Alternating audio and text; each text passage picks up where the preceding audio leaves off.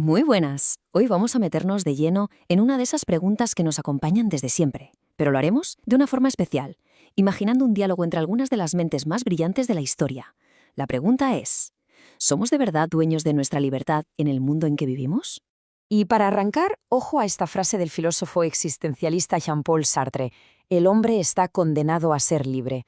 Fijaos en la paradoja. Condenado. Nos golpea de lleno porque nos dice que la libertad no es un regalo, no es un camino de rosas, es una carga, una responsabilidad de la que no podemos escapar. Claro, la cosa es, ¿qué significa esa libertad hoy?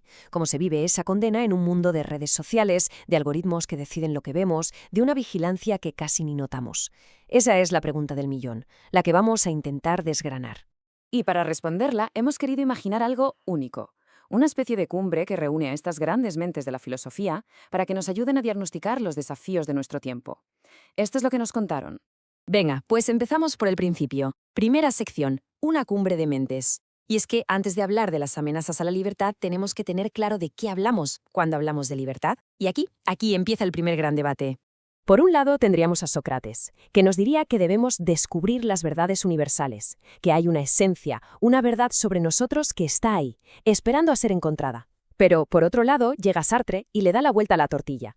Él dice que no hay nada que descubrir, que primero existimos y luego, con nuestras acciones, nos creamos. Su famosa frase, la existencia precede a la esencia, lo cambia todo. No hay un guión escrito, somos los únicos arquitectos de lo que somos. Y aquí es donde Sartre introduce un concepto brutal, la mala fe. ¿Qué es esto? Pues es básicamente el autoengaño. Es cuando fingimos que no somos libres para no sentir la angustia de tener que elegir. Es echarle la culpa a las circunstancias, a la sociedad, al jefe, a lo que sea, con tal de no asumir que al final la elección fue nuestra. Es, en resumen, huir del peso de nuestra propia libertad. Vale, si aceptamos que somos radicalmente libres, esto nos lleva directos a la segunda sección. Las nuevas amenazas. ¿Qué fuerzas en el mundo de hoy intentan que nos olvidemos de esa libertad? ¿Qué peligros para el siglo XXI diagnosticarían estos pensadores? Hannah Arendt, que estudió a fondo los totalitarismos del siglo XX, seguramente identificaría una nueva versión.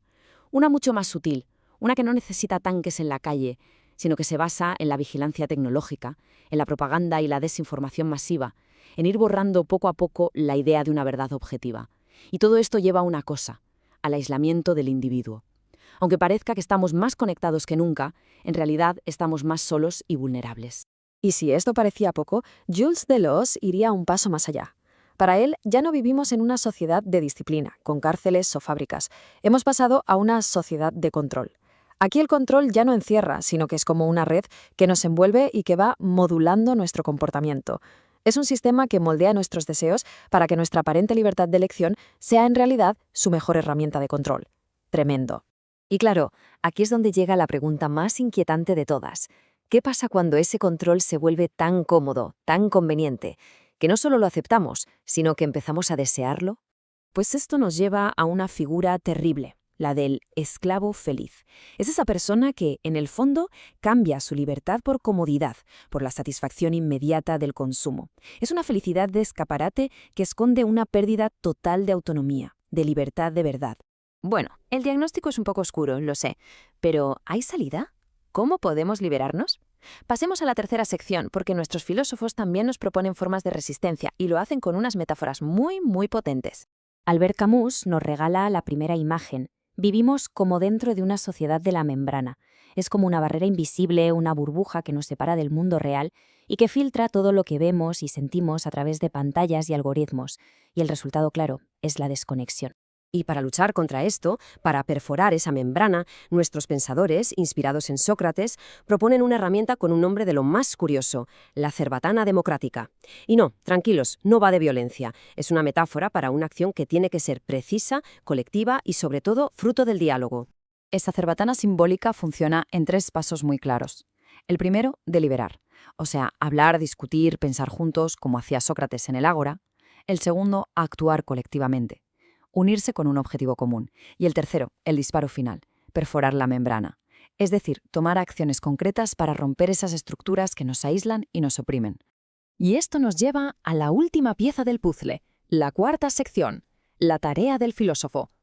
Porque de nada sirve tener ideas geniales sobre la resistencia si no somos capaces de comunicarlas de forma eficaz para que inspiren un cambio de verdad. Y aquí se enfrentan a un dilema que podemos explicar con una metáfora culinaria. ¿Cómo servimos las ideas? Las damos como carne cruda, directas, provocadoras, sin adornos, aunque a lo mejor sean difíciles de digerir para mucha gente, o las preparamos como unas albóndigas con tomate, algo más accesible, más amable, pero que quizá por el camino pierda parte de su fuerza, de su urgencia. Al final, la conclusión a la que llegan es que no hay que elegir. El debate es una trampa. La solución es otra: crear una red de comunicadores, una cadena de personas que puedan ir traduciendo las ideas sin que se pierda la esencia. Lo que proponen es una especie de cadena de divulgación. En un primer nivel está el pensador, el que origina la idea compleja, la carne cruda. En un nivel intermedio, figuras como periodistas, médicos, profesores, que traducen esa idea con textos prácticos. Y al final, el público, que recibe esas ideas ya más digeribles y con suerte actúa. Y con esto, toda la reflexión nos devuelve la pregunta al punto de partida, pero de otra forma. En esta red de ideas y de resistencia que va desde quien piensa hasta quien actúa, ¿cuál es nuestro papel? ¿Somos meros receptores al final de la cadena? ¿O participamos de forma activa en esa deliberación, en esa acción y en esa divulgación? La respuesta, como nos recordaría Sartre, no está escrita en ningún sitio. Depende enteramente de nuestras propias elecciones. Gracias por acompañarnos.